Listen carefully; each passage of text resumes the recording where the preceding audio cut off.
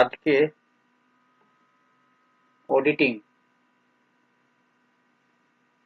Audit of items of financial statement এই chapter থেকে আপনাদের প্রত্যেক বছর যখন এক্সাম আপনারা কোশ্চেন পেপার দেখবেন একবারে মাস্ট and তাই জন্য 100% predicted questions from this chapter. Valuation and verification of items of financial statement. এই চ্যাপ্টারটা একটু বুঝে নেওয়ার ব্যাপার আছে যারা কমার্স ব্যাকগ্রাউন্ড হন বা নন কমার্স ব্যাকগ্রাউন্ড হন সকলের ক্ষেত্রে কিন্তু এই চ্যাপ্টারটা বোঝাটা কিন্তু খুব দরকার। আমি প্রথমে ইংলিশ বাংলা দুটো ভার্সনেই আছে এখানে। আমি একটা কনসেপচুয়াল আলোচনা করব। ইন্ট্রোডাকশন বলছে the financial statements of a company are prepared by management in accordance with the applicable financial reporting framework such as Indian GAAP accounting standard. তাহলে আপনারা জানেন যে আমরা আগের চ্যাপ্টারে পড়েছিলাম যে ফিনান্সিয়াল স্টেটমেন্ট প্রিপারেশন করার দায়িত্ব হচ্ছে ম্যানেজমেন্টের। ম্যানেজমেন্ট যখন ফিনান্সিয়াল স্টেটমেন্টটা তৈরি করেন তখন কিন্তু তারা একটা ফ্রেমওয়ার্ক মেনে চলে। সেই ফ্রেমওয়ার্কটা কি? সেই ফ্রেমওয়ার্কটা হচ্ছে আমাদের, আমি বলেছিলাম আপনাদেরকে যে ফ্রেমওয়ার্ক বলতে কি বোঝায়। ফ্রেমওয়ার্ক হচ্ছে আপনার শিডিউল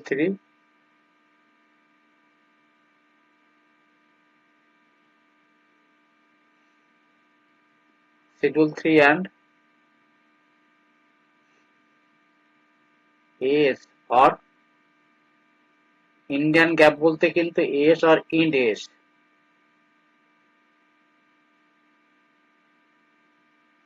এইটা হচ্ছে আমাদের ফ্রেমওয়ার্ক। এইগুলোকে মান্যতা দিয়েই কোম্পানিগুলো বা কোম্পানির ম্যানেজমেন্ট তারা ফিনান্সিয়াল স্টেটমেন্ট বা ফিনান্সিয়াল রিপোর্টিংটা তৈরি করে। আর financial statement audit involves an independent examination of this statement and related disclosures by the auditor.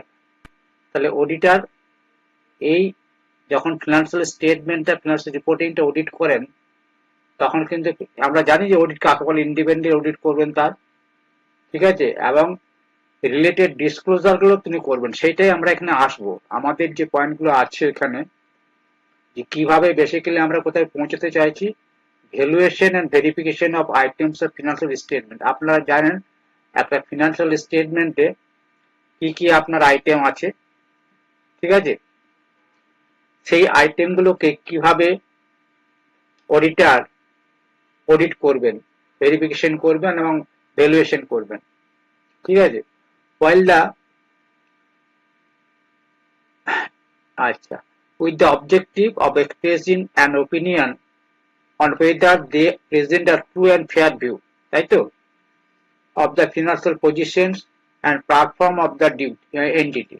While the overall opinion is expressed on the financial statement as a whole, the auditor forms this opinion by verifying various assertions made by the management in respect of individual items of the financial statement. তাহলে এই assertion জিনিসটা কি আজকে আমরা শিখব। assertion জিনিসটা কি, কি কি assertion থাকে একটা ব্যালেন্স শিটের সাথে, কি কি assertion আছে আপনার প্রফিট অর লস অ্যাকাউন্টে বা statement of profit or loss. আমরা যখন কোম্পানি অ্যাকাউন্ট বলবো তখন কিন্তু আমরা বলবো statement of profit and loss. আর সোল প্রপার্টিস অ্যাকাউন্ট আমরা ইন্ডিয়ান ল্যাঙ্গুয়েজে আমরা কিন্তু ওটাকে প্রফিট অর লস অ্যাকাউন্টেই বলি সোল প্রপার্টিস এর ক্ষেত্রে। কিন্তু যখন আমরা কোম্পানি অ্যাকাউন্টে করি, যখন আমরা এস এ কিন্তু আপনার যেগুলো বলা আছে এস এন্ড এস এর ক্ষেত্রে সেগুলো হচ্ছে, হ্যাঁ, এইটার ক্ষেত্রে বলছি ইন্ড এস, যেটা আইএফআরএস, এটা জন্ম হচ্ছে আইএফআরএস থেকে, এটা আমরা কনভার্জেন্ট করেছি আইএফআরএস থেকে ইন্ড এস হয়েছে।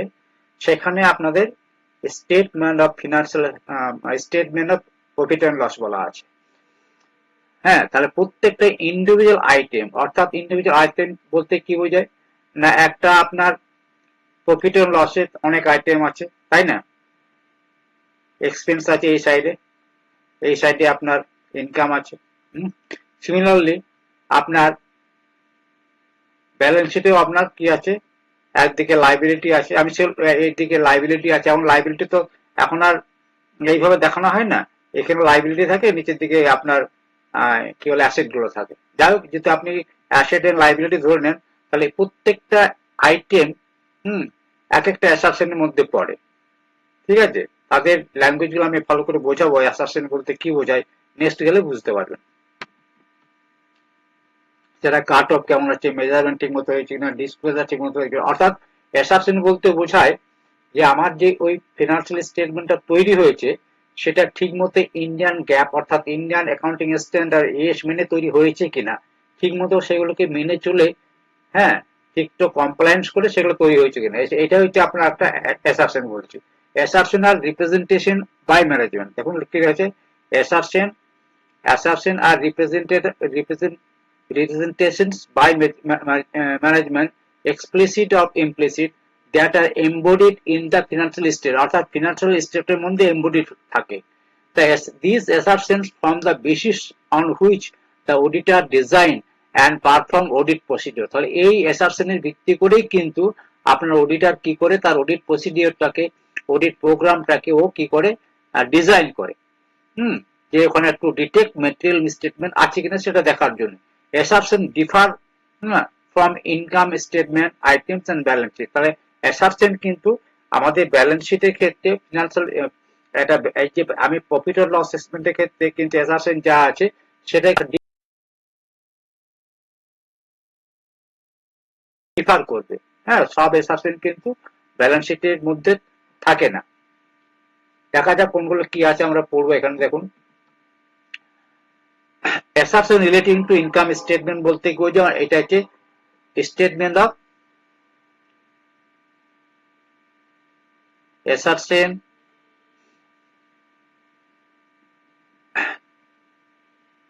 Income statement. ইনকাম স্টেটমেন্ট বলতে করে এসপিএল মানে statement of profit or loss. Statement profit loss সাথে কি কি অ্যাসারশন আছে, একটা অকারেন্স, এই অ্যাসারশন মানে পাঁচটা অ্যাসারশন আছে প্রফিট অর লস স্টেটমেন্টে, আমাদের পাঁচটা অ্যাসারশন আছে। একটা অকারেন্স, একটা হচ্ছে কমপ্লিটনেস, একটা কাট অফ। এইগুলো বুঝলে কিন্তু আপনার ভ্যালুয়েশন এন্ড ভেরিফিকেশন করতে সুবিধা হবে। এগুলো এখন আপনারা যারা জানেন না তাদের ক্ষেত্রে একটুকু ইয়ে লাগবে, যে এটা সিএ নোট থেকে আমি তৈরি করেছি।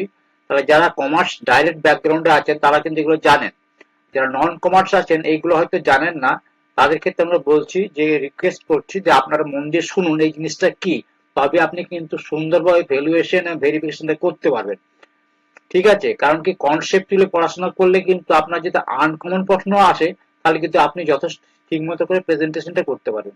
তাহলে অকারেন্স মানে কি, এই যে আমি একটা অ্যাসাম্পশন করছি অকারেন্স মানে transaction recorded have actually occurred and related to the entity, মানে যে যে ট্রানজাকশনটা হয়েছে, ঠিক আছে, কার বলতে বলছি, ইনকাম স্টেটমেন্ট মানে প্রফিট অর লস।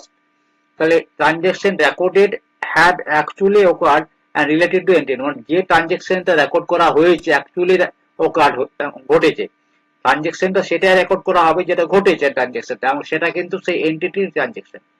ঠিক আছে, আমি ধরুন এখানে আমি এখানে আমি সেলসের যে সেলস অ্যামাউন্টটা বসাচ্ছি, এই যে টোটাল সেলটা আমি এখানে বসাচ্ছি, সেই টোটাল সেলটা যেন এই কোম্পানি এন্টিটি হয়, আমি এখানেই ট্রানজাকশনটা ঘটেছে, এই অন্য কোনো কোম্পানি বা অন্য কোনো বসে সেগুলো আমার কারণ এই যে ইনকাম গুলো আমি আইটেম গুলো যে আমি দেবো এখানে, সেইগুলো যেন ঠিক মতো এই কোম্পানিরই ট্রানজাকশন ঘটেছে এবং সেগুলোই রেকর্ড করা হয়েছে, দ্যাট ইজ কল অকারেন্স।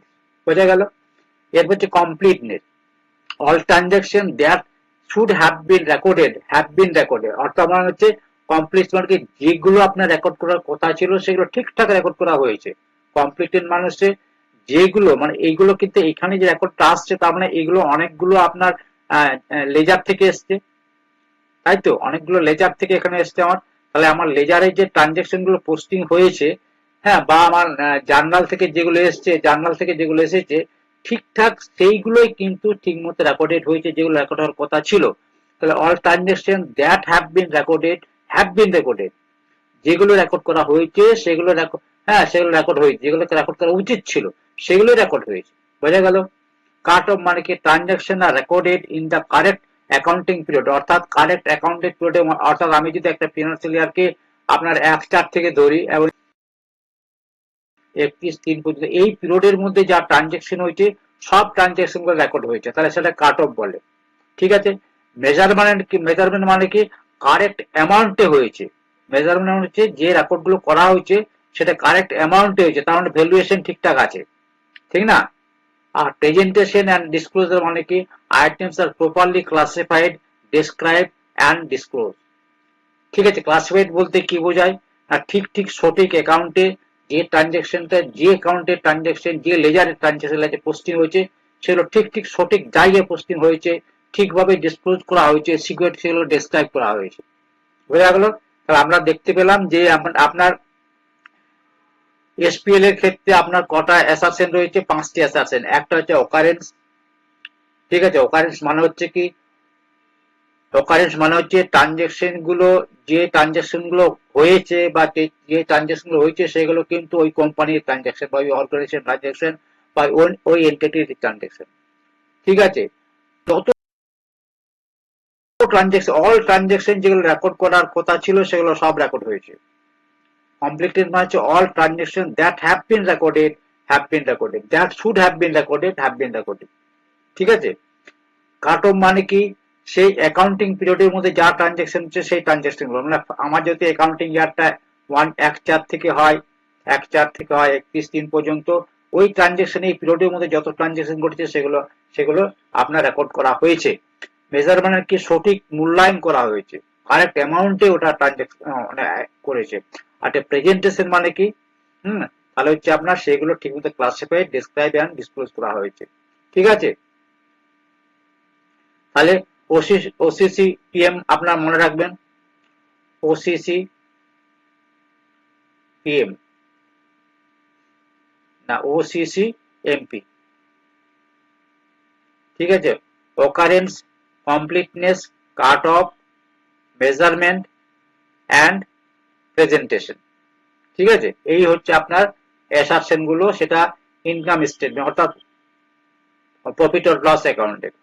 এরপরে নিচে নেমে আসছি, দেখা যাক যে আমাদের যে আপনার ব্যালেন্স শিটে অ্যাসারশন গুলো কি। এখানে কিন্তু একটা অ্যাসারশন বেশি আছে। ঠিক আছে? যে অ্যাসারশন গুলো আপনার প্রফিট অর লস স্টেটমেন্টে আছে তার চাইতে একটা অ্যাসেসমেন্ট বেশি আছে। তার পরের লাইনটা আমরা পড়ে নিই। These assertions these assertions ensure that income and expense are neither overstated। এই অ্যাসারশন গুলো থেকে আমরা জানতে পারবো যে সঠিকভাবে যদি করা হয় তাহলে কিন্তু এক্সপেন্স আমার ওভার স্টেটেও হয়নি বা আন্ডার স্টেটেও হয়নি, অর্থাৎ সঠিক মতো কিন্তু ওভার ভ্যালু হয়নি, আন্ডার ভ্যালু হয়নি। ঠিক আছে? সেটা কিন্তু অ্যাজ পার অ্যাপ্লিকেটেড ফ্রেমওয়ার্ক অনুসারে কিন্তু সেটা রেকর্ড করা হয়েছে। এই কিন্তু 5টা ও সিসি এমপি থেকে আমরা জানতে পারবো। আর এখানে কি আছে দেখুন, একটা বেশি আছে। সেই বেশিটা কি, সেটা আছে কিন্তু দেখুন এক্সিস্টেন্ট। এখানে কিন্তু ওখানে ভ্যালুয়েশন আছে, এখানে আছে মেজারমেন্ট আছে। ঠিক আছে? এখানে কাট অফ আছে, এখানেও কাট অফ আছে। এখানে প্রেজেন্টেশন এন্ড ডিসক্লোজার আছে, এখানে প্রেজেন্টেশন ডিসক্লোজ আছে। এখানে রাইট এন্ড অব্লিগেশন আছে, এখানে রাইট এন্ড অব্লিগেশন নেই। এটা এখানে এক্সিস্টেন্স আছে, এখানে এক্সিস্টেন্স নেই। তাহলে আমার অ্যাসেট এটা কিন্তু কার উপরে, যেহেতু একটা ব্যালেন্স শিটের উপরে, তার মানে অ্যাসেট এন্ড লাইবিলিটির উপরে। এই অ্যাসাম্পশন গুলো আমার কিসের উপর কাজে লাগবে? এক্সিস্টেন্স। এক্সিস্টেন্স মানে কি, asset and liability exist at the balance sheet date. অর্থাৎ ব্যালেন্স শিট ডেট যদি আমার 31/3/25 হয়, যেখানে আমার আপনার ব্যালেন্স শিটটা তৈরি হয়েছে লাস্ট ডেটে, সেখানে যত অ্যাসেট আছে ওই কোম্পানির, যত লাইবিলিটিস আছে সে ব্যালেন্স শিটে কিন্তু থাকতে হবে। একটা কোম্পানির যত অ্যাসেট আছে, যত লাইবিলিটি আছে, কিন্তু এই ডেটে থাকতে হবে, সেটা হচ্ছে এক্সিস্টেন্স। 2 নম্বর কি, completeness. All asset, liabilities of and equity balances that have been recorded are recorded. তাহলে একটা কোম্পানির বা এই যে আপনার এন্টিটি লিখলো, ইকুইটি লিখলো, একটা কোম্পানি যত অ্যাসেট আছে, যত লাইবিলিটি আছে, যত ইকুইটি আছে, যেগুলো রেকর্ড করা দরকার ছিল সব রেকর্ড হয়েছে। তার মানে কি, সমস্ত যে আমার লেজারের যে অ্যাসেট আছে, লাইবিলিটি লেজার আছে, সেইগুলো থেকে সমস্ত কিছু আমার কিন্তু এখানে এন্ট্রি হয়েছে, ব্যালেন্স শিটে এসেছে। Right and obligation, entity has legal rights over asset and obligation for the liabilities। তাহলে কিন্তু দেখুন, যত অ্যাসেট আছে সেগুলো লিগ্যাল রাইট থাকতে হবে, যত অ্যাসেট আছে সেগুলো লিগ্যাল রাইট থাকতে হবে, আর যত লাইবিলিটি আছে তার একটা অব্লিগেশন থাকতে হবে, তাকে পেমেন্ট করা হচ্ছে আপনার অব্লিগেশন থাকতে হবে, মানে হচ্ছে সেগুলো পেয়েবেল হবে, তাই না? তাহলে দেখুন আর কি আছে, ভ্যালুয়েশন কি, that items are valued appropriately and not misstated. অর্থাৎ যে আমার আইটেম গুলো আছে, অর্থাৎ অ্যাসেট এন্ড লাইবিলিটি, সেইগুলোকে ঠিক মতো অ্যাপ্রোপ্রিয়েটলি ভ্যালুয়েশন হয়েছে এবং ঠিক মতো যেন ওটা মিসস্টেটেড হয়নি। তার মানে আমার যখন ভ্যালুয়েশনটা হবে তখন কিন্তু আমি কি কি অ্যাপ্লাই করেছি, AS2 ঠিক মতো অ্যাপ্লাই করেছি, আমি AS10 ঠিক মতো অ্যাপ্লাই করেছি। AS10 হচ্ছে ডেপ্রিসিয়েশন আছে অ্যাসেটের, হ্যাঁ, এটা হচ্ছে value contingent liability, asset and liability, ঠিক আছে। আর আপনার এই সকল জিনিসগুলো, আর হচ্ছে AS26, হ্যাঁ, অ্যামোর্টাইজেশন, হ্যাঁ, ইনটেনজিবল অ্যাসেট, ইনটেনজিবল এই টোটাল আমার এই ভ্যালুয়েশন ব্যাপারটা এখান থেকে আসে, ঠিক আছে। তাহলে আমার ভ্যালুয়েশনটা ভ্যালুড অ্যাপ্রোপ্রিয়েটলি এখান থেকে ভ্যালুয়েশনটা হয়েছে, ঠিক আছে। কাট অফ মানে কি, items related to correct accounting, এখানে যখন কাট অফ ছিল এখানে একটা কমন পেলেন, কাট অফ পেলেন, ঠিক আছে। Presentation and disclosure, items are properly classified and disclose, ঠিক আছে। তাহলে এইখানে যখন আমি কি পেলাম, কমন পেয়েছি, এটা কমন পেয়েছি, কাট অফ কমন পেয়েছি, এটার পরিবর্তে আমার মেজারমেন্ট ছিল ওখানে, ওখানে রাইট এন্ড অবলিগেশন ছিল না, ওখানে এক্সিস্টেন্স ছিল না, এখানে কমপ্লিটনেস ছিল, ঠিক আছে। তাহলে এই তিনটে আমার ওখানে কমন, তিনটে আলাদা, হ্যাঁ।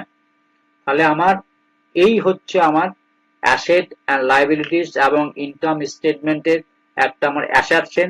এই অ্যাসারশন গুলো আমি ডিটেলস আরো বাংলাতে আলোচনা করব, যারা বাংলার জন্য বসে আছেন, যারা শুনছেন মন দিয়ে দেখুন, বাংলা তো এগুলো থাকবে। আসুন আমরা নিচের দিকে যাই, প্রশ্ন উত্তর থাকবে। দেখুন একটা এক্সাম্পল দিয়ে দেখিয়েছি। These assumptions ensure that balance sheet reflect the true and financial position of the entity। এই assumption গুলো আপনাকে দেখাবে যে একটা কোম্পানির, হ্যাঁ, একটা কোম্পানির ব্যালেন্স শিটটা ট্রু পজিশনে আছে। এই অ্যাসাসেন গুলো যদি কোম্পানির ম্যানেজমেন্ট যদি ঠিকঠাক করে করে, তাহলে কিন্তু কোম্পানির যে financial position true value, true and fair দেখাবে, তাই না, ট্রু অ্যান্ড ফেয়ার দেখাবে।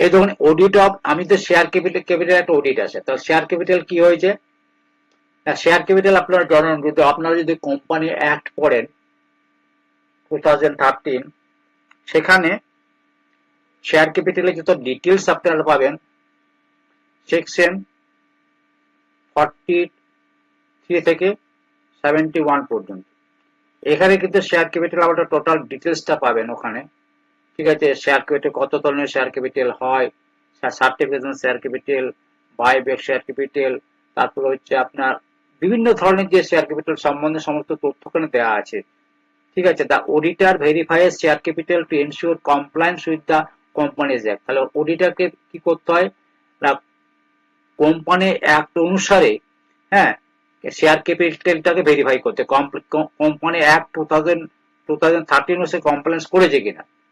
Audit procedure include verifying authorise, তাহলে দেখুন ওখান থেকে পড়লাম, তাহলে অথরাইজটা ভেরিফিকেশন করতে হবে। এই যে শেয়ার ক্যাপিটালটা কি, শেয়ার ক্যাপিটালটা মানে কি অথরাইজ ভেরিফিকেশন করবে।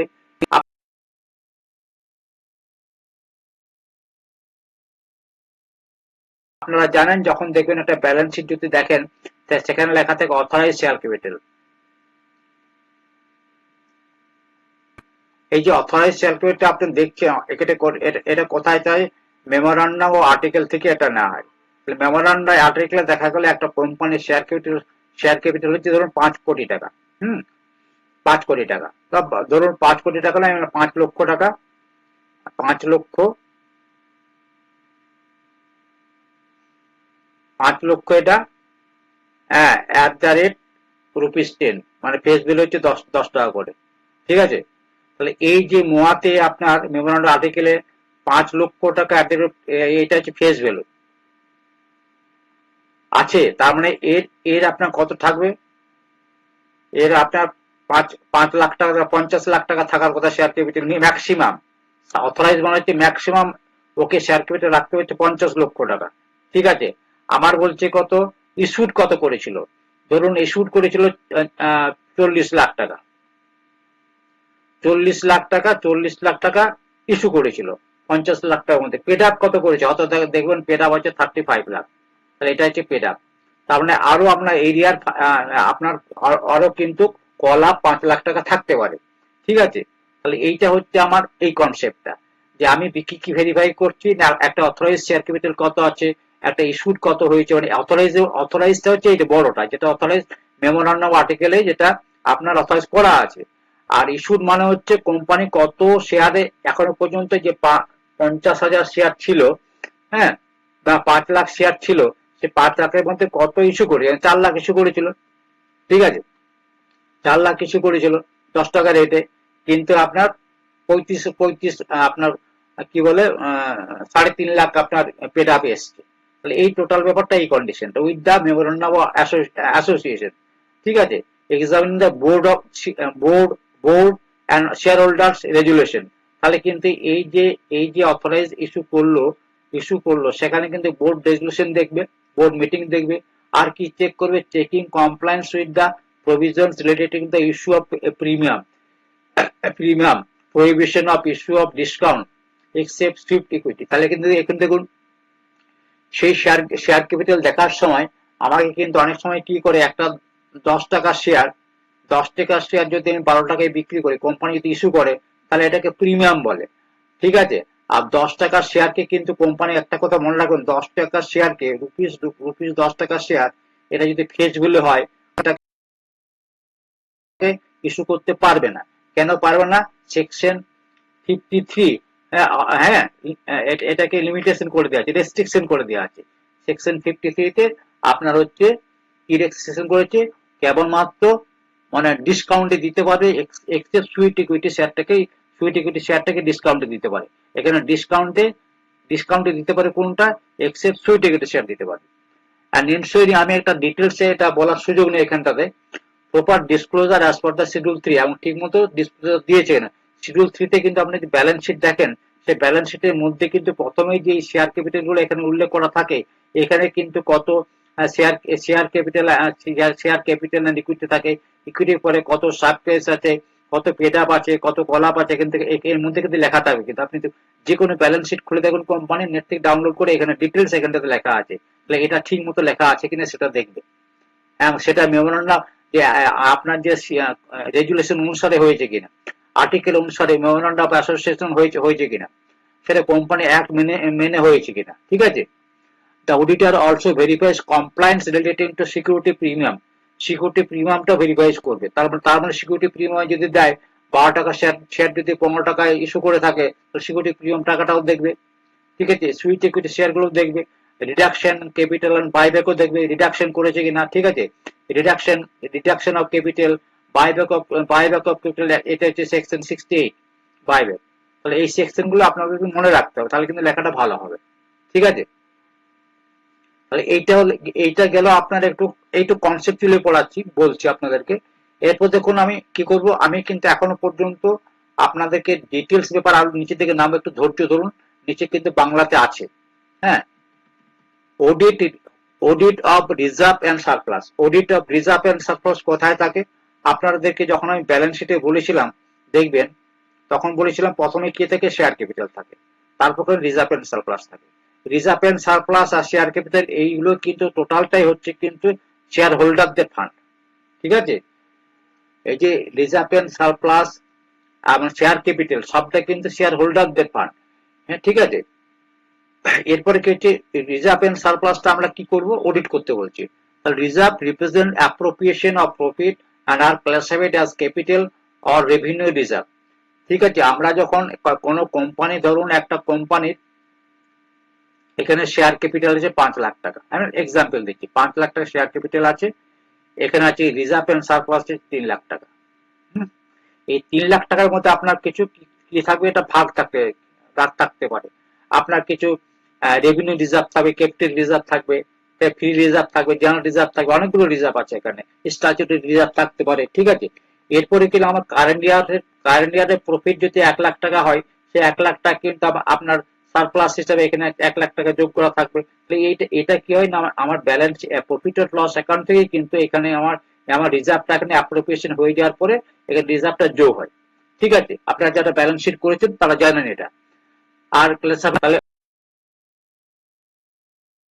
অডিটর ভেরিফাইজ ওপেনিং ব্যালেন্স দেখবে, প্রত্যেকটা শেয়ার, প্রত্যেকটা অ্যাকাউন্ট আছে, প্রত্যেকটা লেজার আছে, তাহলে ওপেনিং ব্যালেন্স দেখবে, এডিশন দেখবে, ইউটিলাইজেশন দেখবে, ডিউরিং দ্য ইয়ার কি ইউটিলাইজ করেছে, এক্সামিন রিলেভেন্ট রেগুলেশন দেখবে। ঠিক আছে, এই যে রিজার্ভ এন্ড সারপ্লাস থেকে যদি ধরুন আমি এক্সাম্পল বলছি, কোনো কোম্পানি কি করেছে না বাইব্যাক করেছে। বাইব্যাক মানে কি, যে কোম্পানি তার নিজের শেয়ারটা নিজেই কিনে নিয়েছে, মানে কোম্পানির শেয়ারটা মার্কেটে ছিল, সে মার্কেট থেকে কোম্পানির শেয়ার হোল্ডার কাছ থেকে তার যেহেতু টাকা অনেক পড়েছিল, রিজার্ভ অনেক টাকা ফ্রি রিজার্ভ পড়েছিল, সে ফ্রি রিজার্ভ থেকে ও ও কিন্তু ওই সে টাকা দেখছে পড়ে আছে, আমাকে অযথা ডিভিডেন্ড ফিভিডেন্ড দিতে হচ্ছে প্রচুর টাকা, অনেক কিছু কারণ আছে বাইব্যাক করার জন্য। আমি সিম্পল একটা এক্সাম্পল বলছি। সে কি করলো, এই টাকাটা কিন্তু এখানে, এটা আমি প্রথমেই বলেছি, এই সমস্ত টাকাটাই কিন্তু কিন্তু হচ্ছে কি কোম্পানির শেয়ার হোল্ডারদের ফান্ড। তাহলে ও কি করতে পারে, এখান থেকে টাকাটা, এই যে আপনার রিজার্ভ ফান্ড আছে, এই রিজার্ভের যে টাকা আছে, সেই রিজার্ভ থেকে সে কি করলো, বাইরের শেয়ারটা কিনে নিল।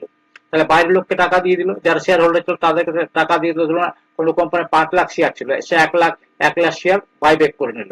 তাহলে কোথা থেকে বাইব্যাক করলো না, এই রিজার্ভ ফান্ড থেকে, ফ্রি রিজার্ভ, জেনারেল রিজার্ভ থেকে করতে হবে, মানে আপনার ওই মানে রিজার্ভ থেকে করা যাবে না, যেগুলো স্পেশাল রিজার্ভ থাকে সেই রিজার্ভ থেকে করা যাবে না, ফ্রি রিজার্ভ থেকে করতে হবে। তাহলে তার মানে এখানে জেনারেল রিজার্ভ, তাহলে সেটা অ্যামাউন্টটা কমে যাবে। আর তার পরিবর্তে কি হবে, আমার আমার কিন্তু এখানে রিডাকশন হয়ে যাবে। কিসের রিডাকশন হবে, শেয়ার ক্যাপিটালটা আমার রিডাকশন হয়ে যাবে, তাই না?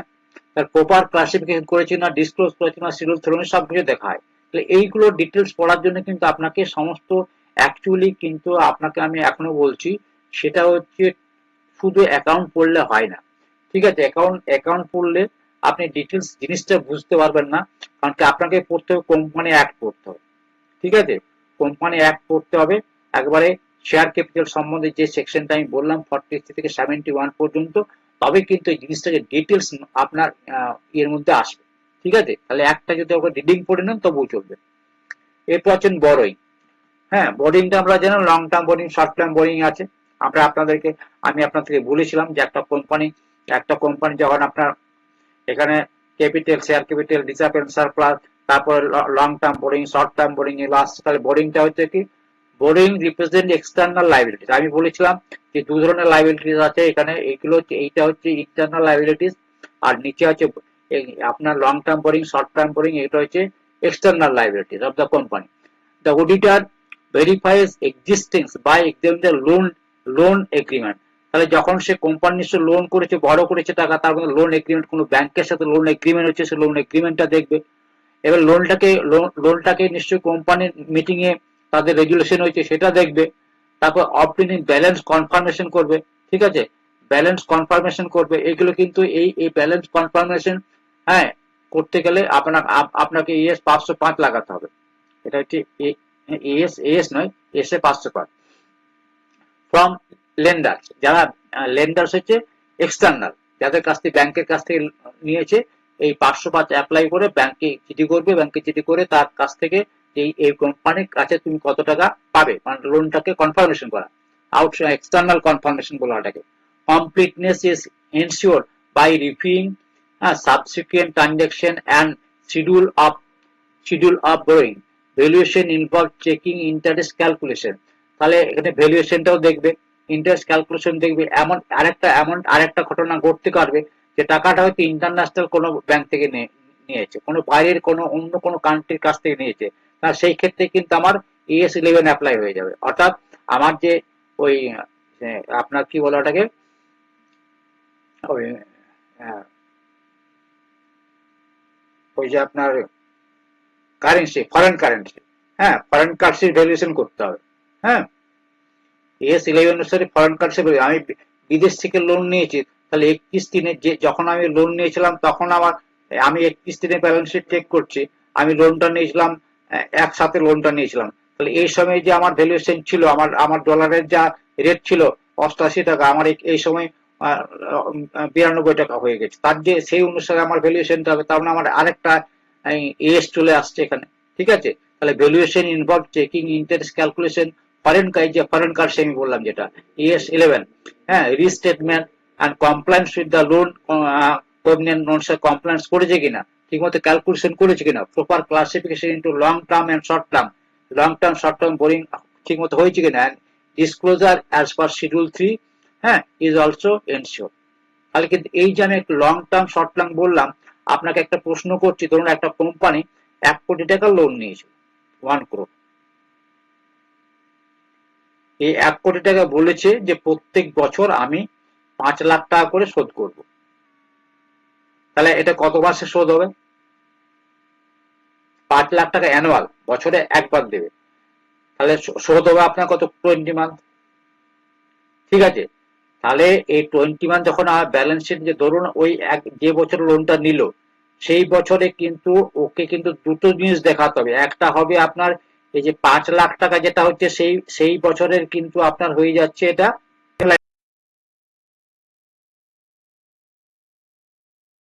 শো করতে হবে, আর আর 95 লাখ টাকা আপনার লং টার্ম বোরিং এ যাবে। হ্যাঁ, সেইভাবে কিন্তু শোটা করেছে কিনা। ঠিক আছে, তাহলে জাস্ট একটা এক্সাম্পল দিলাম। এরপরে audit of trade receivable,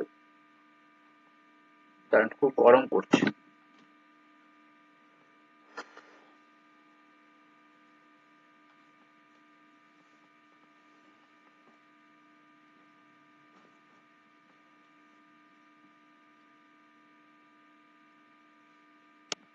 trade receivable একবার পড়ুন, ট্রেড রিসিভেবলটা, অডিট অফ ট্রেড রিসিভেবল একবার পড়ুন।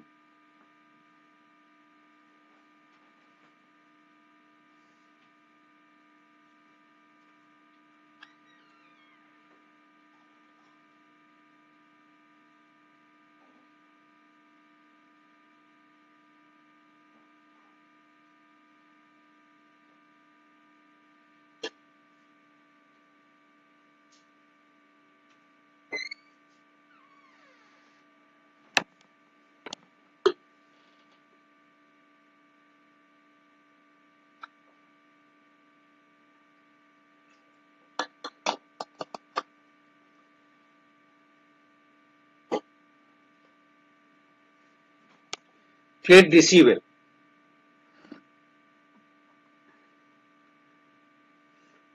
ট্রেড রিসিভেবল যদি অডিট করতে হয় কি করতে হবে? Trade receivable arise from credit sales and are significant asset of the entity. তাহলে ক্রেডিট সেল থেকে আমার ট্রেড রিসিভেবল আসে।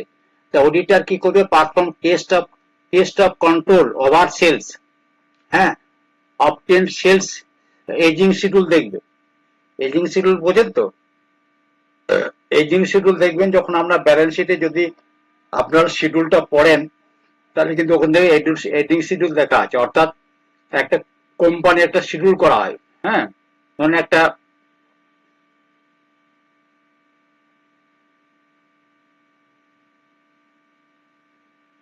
এই শিডিউলটা কেন করা হয়?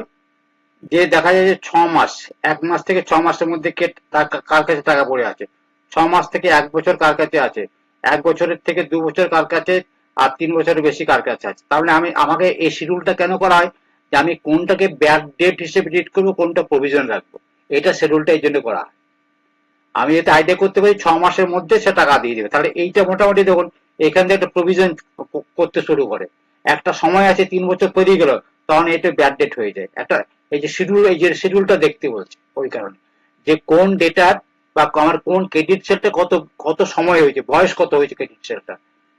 হ্যাঁ, আপনি ধরুন একজনকে কোনো কিছু ধার দিয়েছেন, 5 লাখ টাকা ধার দিয়েছেন বা 1 লাখ টাকা ধার দিয়েছেন, সে টাকা দিচ্ছেই না। একটা টাইম থাকবে মোটামুটি কখন কি আপনি প্রভিশন করবেন, কখন কি ওটা ব্যাড ডিক্লেয়ার করবেন। তার জন্যই কিন্তু আমার আমার কি কি দরকার হয়? এই শিডিউলটা দরকার হয়, তার জন্য শিডিউলটা দেখতে হয়। হ্যাঁ, control over sales, obtain ageing schedule দেখতে হয়। এই যে এজিং শিডিউল দেখতে হবে, কোন ডেটার কতদিন ধরে মাল ধার নিয়ে বসে আছে, টাকা দেয়নি। 6 ডাইরেক্ট কনফার্মেশন, এবং এই যে ডাইরেক্ট কনফার্মেশনে কিন্তু আপনি ডাইরেক্ট ডেটারের কাছ থেকে কনফার্মেশন করতে পারি, অত এমনও বলতে পারে, মিথ্যা করতে বলতে পারে কোম্পানি, কিন্তু ডেটারের কাছ থেকে খবর নিতে পারে আমি। যে সে সত্যিকারে সেটা কোম্পানির তার কাছ থেকে টাকা পাবে কিনা। ঠিক আছে, from debtors, verifying cut off sale. হ্যাঁ, কাট অফ মানে আমি বুঝিয়ে দিয়েছি কাট অফ জিনিসটা কি। ঠিক আছে, মানে সেই অ্যাকাউন্টিং পিরিয়ডে সেই সেলটা হয়েছে কিনা। ঠিক আছে, এভালুয়েট দ্য রিকভারেবিলিটি, এবং সেটা আর কি দেখবে, যা সেটাকে রিকভার করার একটা সম্ভাবনা আছে কিনা সেটা ইভ্যালুয়েট করবে।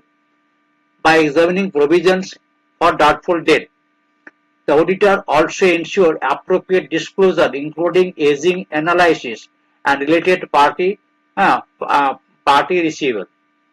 ঠিক আছে, তাহলে অডিটর কিন্তু অ্যাপ্রোপ্রিয়েট কিন্তু ডিসক্লোজার গুলো দেখবে, ইনক্লুডিং এজিং দেখবে, এজিংটাকে অ্যানালাইজ করবে এবং পার্টি রিসিভেবল গুলো টোটাল চেক করে দেখবে। এইটা কিন্তু এইটার মধ্যে কিন্তু আপনার 4 নম্বর থাকে। ঠিক আছে, আরো ভালো করে লেখা যাবে, আমি ডিটেলসে যখন এগুলোকে আমি নোটসে দেবো তখন আপনারা বুঝতে পারবেন। ঠিক আছে, তাহলে এখানে কনক্লুশন কি আসছে, audit items of financial statement. দেখুন এখানে অডিট আইটেম খুব একটা বেশি আমি দিইনি, আরো আছে বাংলা ইংলিশে কোশ্চেন অ্যান্সার আছে, আপনারা দেখতে পাচ্ছেন এটা 18 পৃষ্ঠা আছে, মাত্র 2 পৃষ্ঠা হয়েছে। The audit items of financial statement primarily assertion based. Assertion মানে বুঝে গেছেন assertion কি কি? হ্যাঁ, ওসিসি পিডি, ওসিসি এমপি, হ্যাঁ, ওসিসি এমপি এটা হচ্ছে পিএল এর। ঠিক আছে, আর আপনার ইয়ের কি কি আছে, ওখানে কাট অফ আছে, কমপ্লিটনেস আছে, তারপর আপনার অব্লিগেশন, রাইট এন্ড অব্লিগেশন আছে, ভ্যালুয়েশন আছে, তাই না, সেটা হচ্ছে ব্যালেন্স শিটে। একবার দেখে নেবেন। আমি চলে আসছি নিচে, এরপরে কি আমি একটু বাংলাতে ইংলিশে একটু পড়ে শুনিয়ে দিচ্ছি এটাকে। ফিনান্সিয়াল স্টেটমেন্ট প্রস্তুত করে ম্যানেজমেন্ট অ্যাপ্লিকেবল ইন্ডিয়ান গ্যাপ ও অ্যাকাউন্টিং স্ট্যান্ডার্ড অনুযায়ী অডিট বলতে বোঝায় ফিনান্সিয়াল স্টেটমেন্টের এবং রিলেটেড ডিসক্লোজার এর ইন্ডিপেন্ডেন্ট এক্সামিনেশনের, যার উদ্দেশ্য হলো অডিটর এর মাধ্যমে ট্রু এন্ড ফেয়ার ভিউ সম্পর্কে ওপিনিয়ন দেওয়া। যদি অডিটর ওভারঅল ওপিনিয়ন দেয়, দেখুন যেটা করলেন সেটা ইংলিশে বাংলাতে বলছি, তার কমপ্লিট বাংলাতে বলবো। এন্টার ফিনান্স সিস্টেমের উপর কিন্তু ওপিনিয়ন তৈরি হয় বিভিন্ন ইন্ডিভিজুয়াল অ্যাসারশনের যাচাইয়ের মাধ্যমে। ইন্ডিভিজুয়াল অ্যাসারশন বলতে কি বোঝায় আমি বুঝিয়ে দিয়েছি। মিনিং অফ অ্যাসারশন, তাহলে অ্যাসারশন জিনিসটা কি, অ্যাসারশন বলতে বোঝায় ম্যানেজমেন্ট কর্তৃক করা এক্সপ্লিসিট বা ইমপ্লিসিট ক্লেম। হ্যাঁ, ম্যানেজমেন্ট যেটা একটা ব্যালেন্স শিটের মধ্যে যে ক্লেম গুলো করেছে, না যেটা এক্সপেন্ডিচার, এটা হচ্ছে আপনার এই পিরিয়ডে হয়েছে, এত টাকা সেল হয়েছে, যে টোটাল ওই লাইবিলিটিস হয়েছে, টোটাল যে জিনিসগুলো দেখাচ্ছে এক্সপ্লিসিট ইমপ্লিসিট। ঠিক আছে, ফিনান্সিয়াল স্টেটমেন্টের মধ্যে নিহিত থাকে। অডিটর এই অ্যাসারশন গুলিকে ভিত্তি করে অডিট প্রসিডিওর ডিজাইন করে। অ্যাসারশন গুলোকে ভিত্তি করে কিন্তু অডিট প্রসিডিওর ডিজাইন করে। অডিট প্রসিডিওর ডিজাইন বলতে কি বোঝায়, র্যাপ ফ্যাপ আমি আপনাদেরকে যখন বলেছিলাম, র্যাপ এন্ড ফ্যাপ, ওপ্যাপ, এগুলো কিন্তু অডিট প্রসিডিওরের নাম। স্যাপ, সাবস্টেন্টিভ অডিট প্রসিডিওর, এগুলো কিন্তু অডিটে যখন পড়বেন ডিটেলস আছে। মেটেরিয়াল স্টেটমেন্ট আছে কিনা, ঠিক আছে। অ্যাসারশন রিলেটিং টু ইনকাম স্টেটমেন্টে কি কি অ্যাসারশন আছে আরেকবার বলে দিই। অকারেন্স আছে, হ্যাঁ, তাহলে অকারেন্স বলতে কি, রেকর্ডেড ট্রানজাকশন সত্যি ঘটেছে এবং এন্টিটির সাথে সম্পর্কিত হয়েছে। ঠিক আছে, example recorded sales actually dispatch and invoice. ঠিক আছে, রেকর্ডেড সেলস অ্যাকচুয়ালি ডিসপ্যাচ, যে সেলটা আমি করেছি সেটা ডিসপ্যাচ হয়ে গেছে এবং ইনভয়েস হয়েছে এবং সেটা রেকর্ড করা হয়েছে। কমপ্লিটনেস, যে ইনকাম বা এক্সপেন্স রেকর্ড হয়েছে, হওয়া উচিত ছিল, সেগুলো সব রেকর্ড হয়েছে। যে ইনকাম এক্সপেন্স রেকর্ড হওয়া উচিত ছিল সেগুলো সব রেকর্ড হয়েছে। যেমন অল জেনুইন সেলস, সমস্ত সেলস গুলো রেকর্ড হয়েছে, কোনো সেলস বাদ নেই। সমস্ত এক্সপেন্স রেকর্ড হয়েছে, কোনো এক্সপেন্স বাদ যায়নি। কাট অফ মানে কি, সে অ্যাকাউন্টেন্ট পিরিয়ডেই সে খরচাগুলো বা সে ইনকাম গুলো সব হয়েছে, সেম অ্যাকাউন্টিং ইয়ারের মধ্যে পড়ে, সেটা হচ্ছে কাট অফ বলা হয়। মেজারমেন্ট মানে কি, যথাযথ আপনার ক্যালকুলেশন, কোনো এরার নেই, ঠিক মেজারমেন্ট হয়েছে, মেজারমেন্ট ট্রানজাকশন অ্যামাউন্ট রেকর্ডটা ঠিক আছে। হ্যাঁ, যত টাকা হয়েছে টাকার মধ্যে কোনো গন্ডগোল নেই। Employees benefit expenses correctly calculated. ঠিক আছে, যত স্যালারি হয়েছে ঠিক মতো, টোটাল স্যালারি কত পেমেন্ট হয়েছে সমস্ত ঠিক মতো, কত ওয়েজ পেড হয়েছে সমস্ত ঠিক করে টোটাল করে কিন্তু ওখানে লেজার ক্লোজিং করে কিন্তু করা হয়েছে। Presentation and disclosure, presentation and disclosure মানে আমরা প্রেজেন্টেশন ডিসক্লোজার আমরা জানি। S1 income expense proper classification and adequate disclosure সহ প্রেজেন্টেড হয়েছে, শিডিউল 3 অনুযায়ী ডিসক্লোজ হয়েছে। ঠিক আছে, শিডিউল 3 বলতে ডিসক্লোজার দেখলাম, এজিংটা বললাম। একটা ব্যালেন্স শিট পড়ে দেখবে না, ব্যালেন্স শিট পড়ে দেখলে কিন্তু ভালো আইডিয়া হয়ে যাবে যেগুলো বলছি। Assertion relating to balance sheet item কি কি আছে? এক্সিস্টেন্স আছে। এক্সিস্টেন্স মানে কি? সে যে কোম্পানি আসে সেই কোম্পানি অ্যাসেটটা ঠিকঠাক রেকর্ড করা হয়েছে। হ্যাঁ, মানে যে অ্যাসেট এর লাইবিলিটি বলা হচ্ছে সেটা বাস্তবে বিদ্যমান ব্যালেন্স শিট ডেটে। Inventory physically exist at year end, অর্থাৎ ইনভেন্টরি এক্সাম্পল আছে, ইনভেন্টরিটা ফিজিক্যালি আছে, সেটা একটা এক্সাম্পল দিলাম। কমপ্লিট ইন মার্কস কি? সব অ্যাসেট এন্ড লাইবিলিটি ফিনান্সিয়াল স্টেটমেন্টে ইনক্লুড আছে। এটা complete in good sale on consignment explore, এটা কিন্তু গুড সেল কনসাইনমেন্টকে ধরে না। রাইট এন্ড অব্লিগেশন, যত অ্যাসেট এন্ড লাইবিলিটিস আছে সেগুলো কিন্তু এটা একটা অব্লিগেশন, এটা একটা রাইট। ঠিক আছে, এন্টিটির যে অ্যাসেট আছে সেটা তো একটা লিগ্যাল রাইট, আর লাইবিলিটিস হচ্ছে এন্টিটি একটা লিগ্যাল একটা অব্লিগেশন। সেগুলি কিন্তু আপনার ঠিকঠাক আছে, মানে ইনভেন্টরি যেটা আছে সেটা এক কোম্পানি অ্যাসেট, সেটা কোম্পানি ওন করে, তার তার সমস্ত তার ডিটেলস থাকতে হবে, তার সার্টিফিকেট থাকতে হবে, মাল কিনেছে, মাল তৈরি করতে, সমস্ত কিছু থাকতে হবে। Asset and liability appropriate value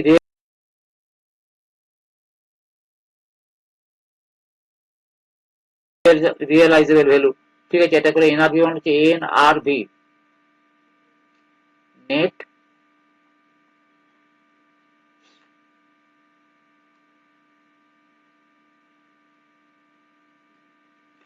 net realisable value ঠিক মতো যেটা কম হবে সেটা রেকর্ড হবে। আমরা আমরা আমরা কিন্তু একটু প্রুডেন্ট ইয়েতে চলি, কনজারভেটিভ। ঠিক আছে। কাট অফ কি? কাট অফ মানে হচ্ছে কারেক্ট পিরিয়ডে এন্ট্রি হয়েছে সমস্ত কিছু। প্রেজেন্টেশন ডিসক্লোজার বললাম, শিডিউল 3 অনুযায়ী প্রপার ক্লাসিফিকেশন ডিসক্লোজার হয়েছে।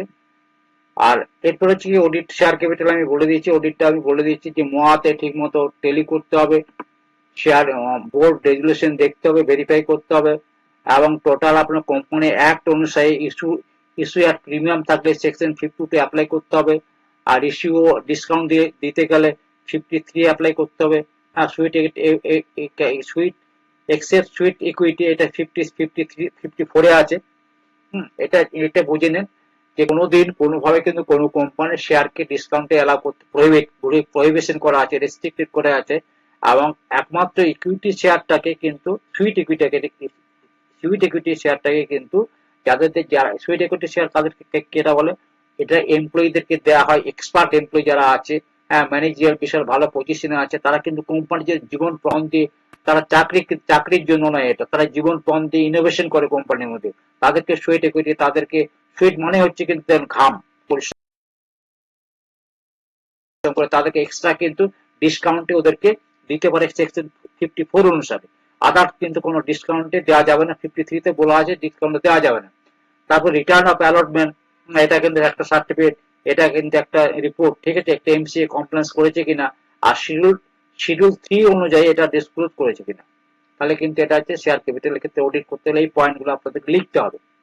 ছোট্ট ছোট্ট করে দেখুন, 4-5টা পয়েন্ট আছে, লিখলে 4-5 নম্বর পেয়ে যাবেন। এক্সিস্টেন্ট কমপ্লেক্স ভ্যালুয়েশন ডিসক্লোজ হয়ে গেল। Audit of reserve and surplus, সেটা আমি আগে বাংলা ইংলিশে বলেছি। Revenue reserve, dividend distributed possible, revenue reserve থেকে কিন্তু রেভিনিউ রিজার্ভ থেকে ডিভিডেন্ড দেওয়া যাবে। Capital reserve, capital profit limited utilisation, capital profit কিন্তু এখান থেকে আপনার ক্যাপিটাল রিজার্ভ থেকে কিন্তু ডিভিডেন্ড দেওয়া যাবে না, এটা ফ্রি রিজার্ভ নয়। ঠিক আছে, এটা ফ্রি রিজার্ভ নয়। রেভিনিউ রিজার্ভ হচ্ছে ফ্রি রিজার্ভ, এটা জেনারেল রিজার্ভ, এটাকে আপনি এক কথায় বলতে পারি এটা হচ্ছে জেনারেল রিজার্ভ। আমরা ওন ফান্ড জেনারেল ফান্ড বলি না, general reserve.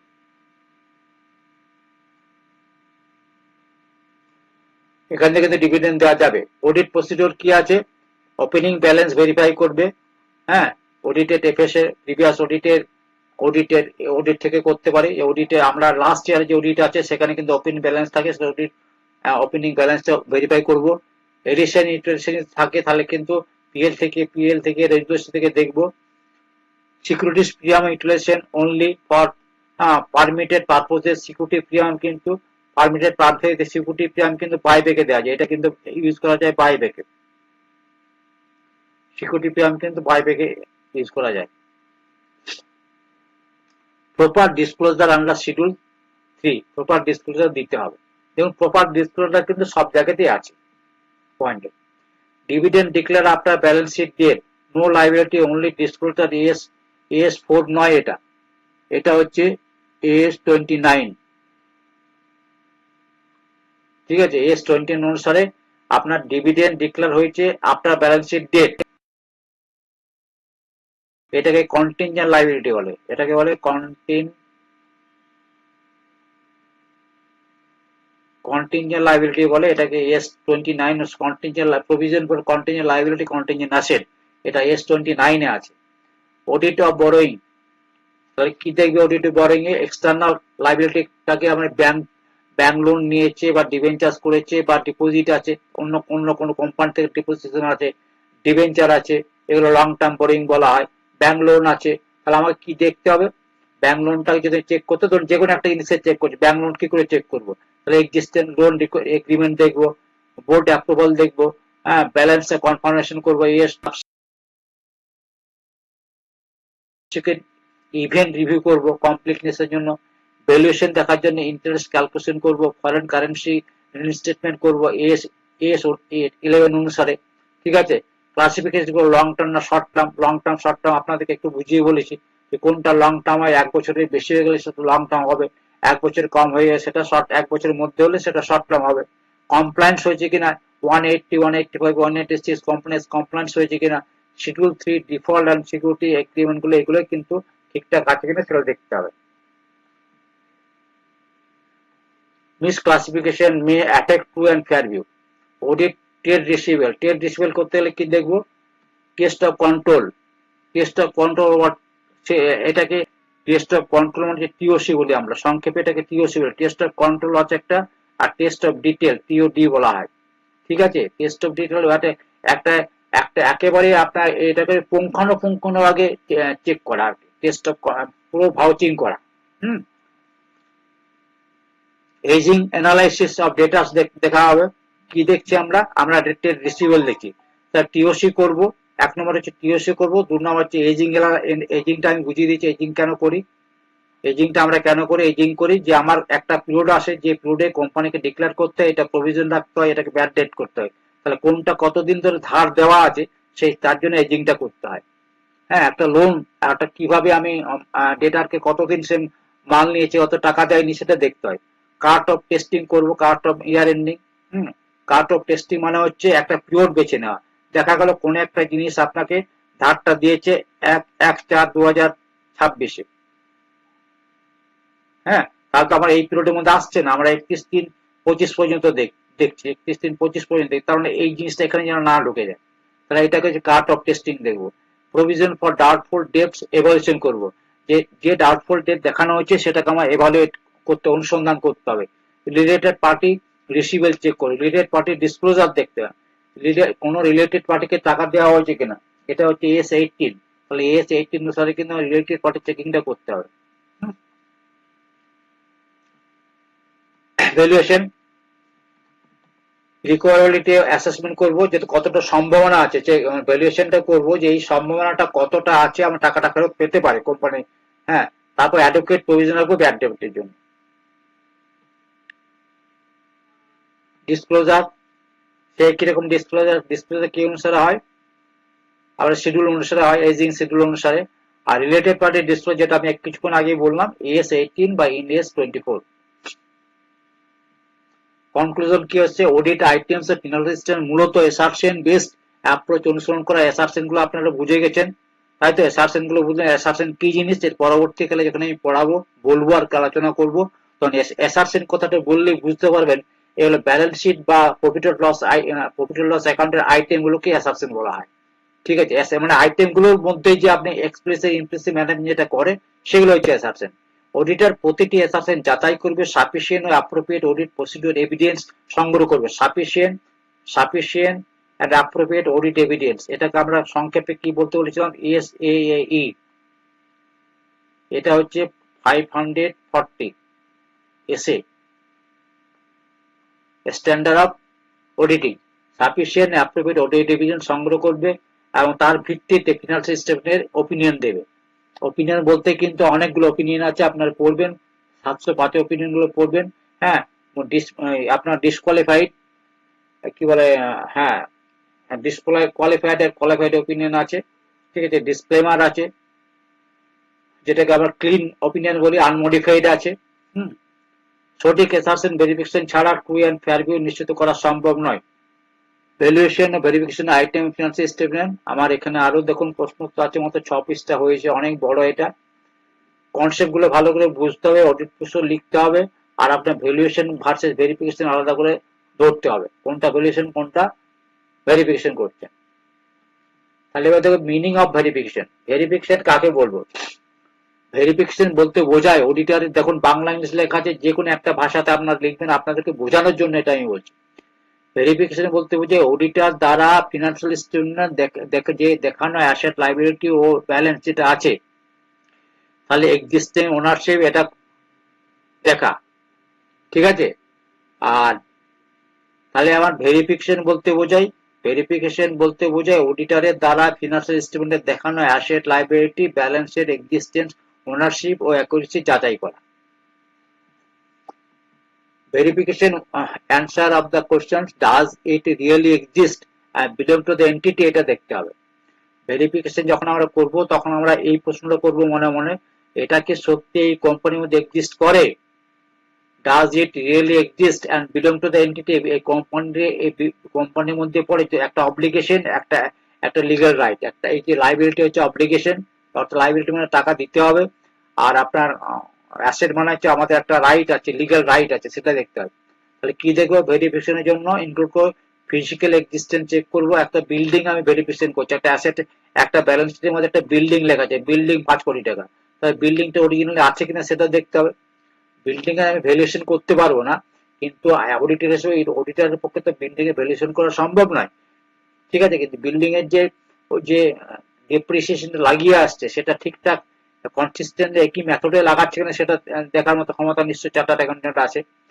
Documentary evidence check করবো, হ্যাঁ, তার লিগেল রাইট আছে কিনা, ওনারশিপ চেক করবো, টাইটেল ভেরিফিকেশন করবো, অথরাইজেশন ভেরিফিকেশন করবো, এগুলো করতে হয়। Verification is not merely vouching, verification merely vouching নয়, ইয়ার এন্ড ব্যালেন্সের উপর ফোকাস করে। মিনিং অফ ভ্যালুয়েশন, এর ভ্যালুয়েশন বলতে বোঝায় asset and liability correct amount আছে কিনা। ভ্যালুয়েশন বলতে বোঝায় অ্যাসেট এন্ড লাইবিলিটির কারেক্ট অ্যামাউন্ট অ্যাজ ভ্যালুড হয়েছে কিনা ঠিক মতো যাচাই করা, ঠিক আছে। তাহলে এইগুলো আমাকে কি করতে হয়, যেটা আমি বললাম, AS2, AS10, AS29, AS26 amortized intangible asset, আর AS29, এই এসে গুলো পড়লে, এস গুলো পড়লে তবে আমার জিনিসটা একটু ক্লিয়ার হবে ভালো করে। তাহলে ভ্যালুয়েশন অ্যান্সার দ্য কোশ্চেন কি হবে? ইট ইজ শোন at the correct value, is it shown at the correct value, ঠিক মতো ভ্যালুতে এটা আছে কিনা সেটা ভ্যালুয়েশন। তাহলে কি দেখবো ভ্যালুয়েশন করতে গেলে?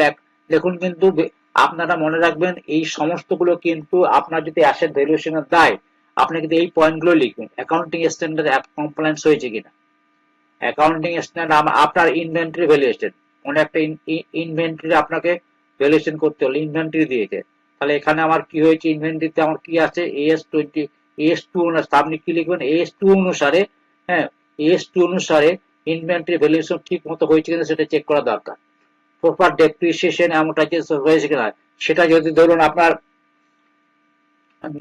যদি তখন ফিক্স অ্যাসেট হয়, ফিক্স অ্যাসেট তখন বলে না পিপিই বলে, পিপিই যদি বা ফার্নিচার বা বিল্ডিং হয়, পিপিই হয়, তাহলে সেটা কিন্তু AS10 অনুসারে তার ডেপ্রিসিয়েশন হয়েছে কিনা।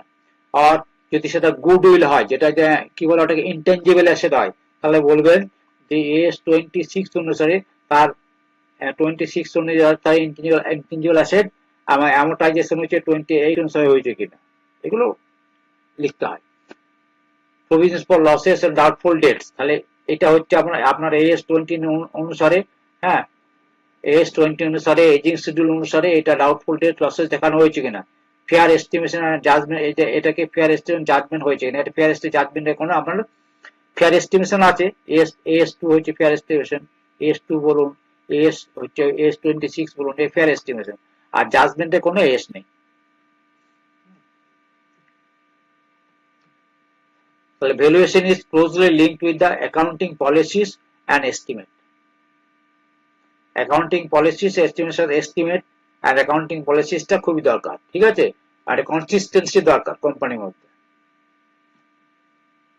তাহলে এখানে চার্ট করে দেওয়া আছে, হ্যাঁ, কোনটা verification existent ownership, does it exceed more factual, physical stock check করতে হয়, ভ্যালুয়েশন হচ্ছে কারেক্ট ভ্যালু আছে কিনা, is value is correct, more judgement, lower lower of cost or NRP.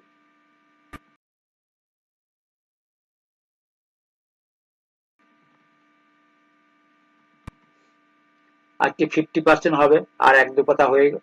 Auditor রেসপন্সে ভ্যালুয়েশন আর ভেরিফিকেশন। অডিটারের রেসপন্সে কি, ট্রু এন্ড ফেয়ার ওয়ে দেখাতে হবে আছে কিনা, অ্যাসেট আর অ্যাসেট যেন ওভার স্টেটেড না হয়। অ্যাসেট যদি ওভার স্টেট হয়ে যায় তাহলে কি হবে, অ্যাসেটটাকে যদি ওভার স্টেট করে দেয় তাহলে কোম্পানির অ্যাসেট অনেক বেশি দেখাবে, তাই না? লাইবিলিটি আর নট আন্ডারস্টেড না না দেখানো হয়, ভ্যালুয়েশন মতো ঠিক মতো ইএস ইন্ডেক্স অনুসারে যেন দেখানো হয়। অ্যাডভোকেট তার মানে কি, এই যে কাজগুলো আমি উপরে পড়ালাম আর কি, বললাম আর কি, সেই সকল দায়িত্ব পালনটা, তার দায়িত্ব পালনটা, তার রেসপন্সিবিলিটিটা আপনার অডিটরকে দেখতে হবে। ঠিকঠাক অ্যাপ্লিকেশনটা হয়েছে কিনা সেগুলোই দেখতে হবে, সেটাই তার দায়িত্ব। ঠিক মতো এস অ্যাপ্লিকেশন অ্যাপ্লাই হয়েছে কিনা, ঠিক মতো এনএস অ্যাপ্লাই হয়েছে কিনা, হুম, ঠিক মতো শিডিউলিং হয়েছে কিনা, সমস্ত কিছু দেখতে হবে, সেটা তার দায়িত্ব। এগুলো পড়লে কিন্তু দায়িত্বগুলো সুন্দর আমরা লিখতে পারেন।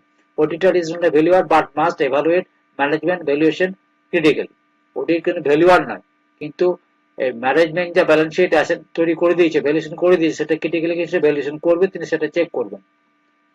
Valuation of verification of asset, fixed asset, property, plant, equipment, এগুলোকে ভ্যালুয়েশন করার জন্য কি কি ভেরিফিকেশন করতে হয় এগুলো আমি আগে বললাম। এই জিনিসগুলো থাকবে, কি দেখবে, ফিজিক্যাল ভেরিফিকেশন করবে, টাইটেল ডিড দেখবে, কোম্পানি বোর্ডের রেজিস্ট্রেশন দেখবে, ক্যাপিটাল, রেভিনিউ, এক্সপেন্ডিচার ডিস্টিংশন করবে, মানে আলাদা আলাদা করে করবে। ঠিক আছে, ধরুন আমি এক সিম্পল একটা এক্সাম্পল বলছি। ধরুন একটা অ্যাসেট কিনলো, 5 লাখ টাকা দিয়ে একটা অ্যাসেট কিনলো, সেই অ্যাসেটটা আনার জন্য 50,000 টাকা খরচা হলো, তাহলে এটাকে রেভিনিউ এক্সপেন্ডিচার ধরবেন না এটাকে ক্যাপিটালের সাথে যোগ করবেন? তাহলে এটা ক্যাপিটালের সাথে যোগ হয়ে যাবে, অ্যাসেটটার দাম দাঁড়িয়ে আপনার, এটা এটা ক্যাপিটালাইজ হয়ে যাবে, অ্যাসেটটার দাম হয়েছে 5.5 লাখ টাকা, এটা কিন্তু রেভিনিউ দেখানো যাবে না, আপনার ক্যাপিটালে চলে যাবে। Recorded versus cost list, accumulated depreciation, ভ্যালুয়েশনের ক্ষেত্রে ডেপ্রিসিয়েশন অ্যাজ পার শিডিউল, হ্যাঁ, depreciation as per schedule 3 S 10, ঠিক আছে।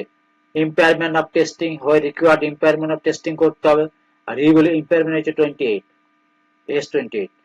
রিভ্যালুয়েশন অফ প্রপার্টি, হ্যাঁ, সাপোর্টেড এন্ড ডিসক্লোজ, ঠিক আছে। যে কোনো প্রপার্টি যদি রিভ্যালুয়েশন করে, ধরুন একটা অ্যাসেটের রিভ্যালুয়েশন করলো, একটা 5 লাখ টাকার অ্যাসেটকে, 5 লাখ টাকার অ্যাসেটকে কোনো ফিনান্সিয়াল 6 লাখ টাকা দেখালো, ঠিক আছে, 6 লাখ টাকা দেখালো, অ্যাসেট থেকে 5 লাখ টাকায় দেখা আছে, দেখাতে হবে, 6 লাখ টাকা দেখাবে, কিন্তু আমাকে কিন্তু একটা রিজার্ভ ক্রিয়েট করতে হবে ব্যালেন্স শিটে, সেটা যে রিভ্যালুয়েশন, হ্যাঁ, রিভ্যালুয়েশন বলে একটা রিভ্যালুয়েশন রিজার্ভ একটা আপনার ক্রিয়েট করতে 1 লাখ টাকা, তাই না? তবে তো এটা 5 লাখ টাকা থাকবে। কমন অ্যান্ড অডিট রিস্ক, একটা ক্যাপিটালাইজিং রেভিনিউ এক্সপেন্ডিচার, যেটা আমি আগে দেখালাম, এই খরচাটা যেটা দেখলাম, ক্যাপিটালাইজেশন রেভিনিউ এক্সপেন্ডিচার যেটা ক্যাপিটালাইজেশন না হয়ে যায়, আবার যেটা ক্যাপিটালাইজেশন হওয়ার কথা ছিল যেটা রেভিনিউতে চলে না যায়, অর্থাৎ ঠিকমতো ক্লাসিফিকেশন করা, ক্যাপিটালের সাথে রেভিনিউ এক্সপেন্ডিচার ঠিকমতো ক্লাসিফিকেশন করা। ইনভেন্টরি স্টক, ফিজিক্যাল স্টক দেখতে হবে, ভেরিফিকেশন করতে হবে, অ্যাটেন্ডেন্স, হ্যাঁ, একবারে ফিজিক্যালি করতে হবে, অ্যাটেন্ডেন্স অবজারভেশন করতে হবে, অ্যাটেন্ডেন্স করতে হবে বা অবজারভেশন করতে হবে, হ্যাঁ। আপনি হয় সি এর পক্ষে তো টোটাল ফিজিক্যালি নিজে হাতে করা সম্ভব নয়, অর্থাৎ আপনাকে অবজার্ভ করতে হবে, হ্যাঁ, একটা অবজার্ভ করতে হবে যে আপনি দাঁড়িয়ে দাঁড়িয়ে দেখছেন তার ভ্যালুয়েশন, তারা সেটাকে ফিজিক্যাল স্টকটা গুনছে, সেটা দাঁড়িয়ে আছে, ওনারশিপ চেক করতে হবে, আর কাট অফ দেখতে হবে, কাট অফ টেস্টিং করতে হবে, ঠিক আছে। ভ্যালুয়েশনের ক্ষেত্রে দেখুন, valued are lower of cost of NRV, এস2, cost includes direct cost only, কস্টটা অবশ্যই ডাইরেক্ট কস্ট হতে হবে, ঠিক আছে। অ্যাবনর্মাল ওয়েস্টেজ এক্সক্লুড করতে হবে, অ্যাবনর্মাল যদি আপনার হয়, সেটা অ্যাবনর্মাল লস আপনারা জানেন, সেটা আপনার পিএলএ গিয়ে সেটা হয়ে যায়, পিএলএ সেটা পিএলএ অ্যাবনর্মাল যদি লস হয়ে যায়, সেটা পিএলএ আপনার ডেবিট করে দিতে হয়, আর নর্মাল লসটাকে, হ্যাঁ, নর্মাল লসটাকে কস্টে দেখাতে হয়। কনসাইনমেন্ট ভ্যালুয়েশন মেথড, ইপো ওয়েটেড আছে কিনা সেগুলো দেখতে হবে। আচ্ছা, inventory is higher risk area due to manipulation possibility, inventory কিন্তু চেকিং থেকে হায়ার রিস্ক আছে, যেহেতু এখানে ম্যানিপুলেশনের সম্ভাবনা থাকে।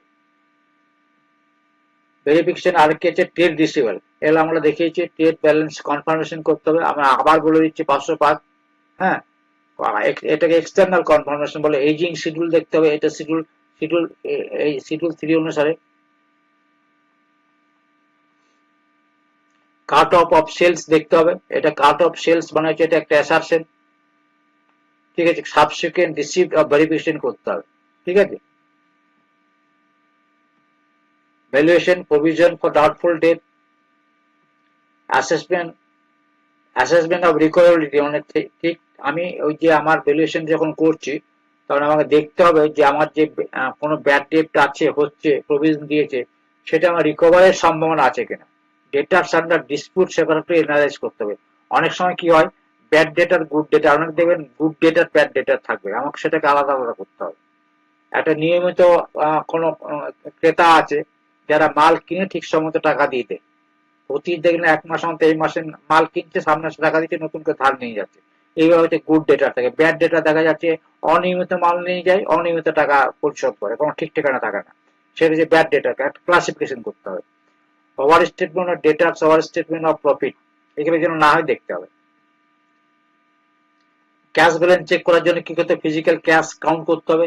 হ্যাঁ, ব্যাংক ব্যালেন্স কনফার্মেশন করতে হবে, বিআরএস দেখতে হবে। ভ্যালুয়েশন, ক্যাশ শোন at face value, foreign currency দেখতে হবে, আমি আগেও বলেছি। তাহলে এই জিনিসগুলো উইন্ডো ড্রেসিং, আমি একটা কথা, উইন্ডো ড্রেসিং মানে হচ্ছে, হ্যাঁ, উইন্ডো ড্রেসিং মানে হচ্ছে যে আপনার ঘরের ভিতরে আপনার পুরোপুরি মেঝে ফাটা, মাথাটা আপনার ছাদের ছাদের ইয়েটা ফাটা, আর জানলাগুলোকে সুন্দর চকচক করে রাখে। তার মানে কি, তার মানে হচ্ছে চকচক করে সবকিছু ব্যালেন্স শিটটা চকচক করে রাখছে, কিন্তু ভেতরে কিন্তু আপনার গন্ডগোল আছে। হ্যাঁ, উইন্ডো ড্রেসিং বলাটাই মানে বড় ধরনের একটা মিস অ্যাপ্রোপ্রিয়েশন আছে। Valuation and verification of liability কি দেখবো, ট্রেড পেয়েবল, ক্রেডিটার কি দেখবো, সাপ্লাই স্টেটমেন্ট দেখবো, সাবসিকুয়েন্ট পেমেন্ট দেখবো, কার্ট অফ পারচেস দেখবো। কার্ট অফ পারচেস বলতে ঠিক পিরিয়ডের ঠিক পারচেসটাই দেখবো শুধু। আমি এই পিরিয়ডে অডিট করছি, কারণ এই পিরিয়ডের মধ্যে যে পারচেসটা হয়েছে সেটাই আমি দেখবো, কাট অফ দেখবো। সাবসিকুয়েন্ট পেমেন্ট, সে পেমেন্টটাও দেখবো, এখানে যে আমার পেমেন্ট গুলো পরবর্তীকালে দেওয়া হয়েছে, এমন হতে পারে যে এখানে আমার কিছু আমার ধার ছিল, সেই পেমেন্ট এখানে দেওয়া হয়েছে, তার সাবসিকুয়েন্ট পেমেন্ট গুলো আমি দেখবো। ভ্যালুয়েশনটাও দেখবো, প্রপার ইনক্লুশন অফ এক্সপেন্সেস দেখবো। নো আন্ডারস্টেটমেন্ট অফ লাইবিলিটি, কোনো লাইবিলিটির জন্য আন্ডারস্টেটমেন্ট না থাকে। হ্যাঁ, কম কম করে দেখানো। বোয়িংটা তো আগেও পড়ানো হয়ে গেছে, বলা হয়েছে, এটা একটি জিনিস আমি আর বলছি না। ভ্যালুয়েশন আমি আর বলছি না, ঠিক আছে। দেখা যাক কত যাচ্ছে। আচ্ছা, এই ধরনের ইংলিশ বাংলাতে কিন্তু একই ধরনের জিনিস বারবার আসছে। আমি এই জিনিসগুলো আমি আগে বলে দিয়েছি যে আপনাকে ইনভেন্টরি ভ্যালুয়েশন করতে গেলে কোন এস দেখতে হবে, হ্যাঁ, পিপি এর জন্য কি দেখতে হবে, ফরেন এক্সচেঞ্জের জন্য কি, আর প্রভিশনাল কন্টিনজেন্ট জন্য কি দেখতে হবে, সেগুলো আমি বলেছি। আর অডিট ট্রিক্স আমি আগে এই পর্যন্ত আমি আজকে বললাম, এই পর্যন্ত আমি দাগ দিয়ে রাখছি। আগামী কাল চেষ্টা করবো 9 নম্বর পয়েন্ট অর্থাৎ 10 নম্বর পেজের এই শেষ দিক থেকে আমি চেষ্টা করবো ডিটেলসটা কমপ্লিট করা দিন, ঠিক আছে। Thank you very much, good night.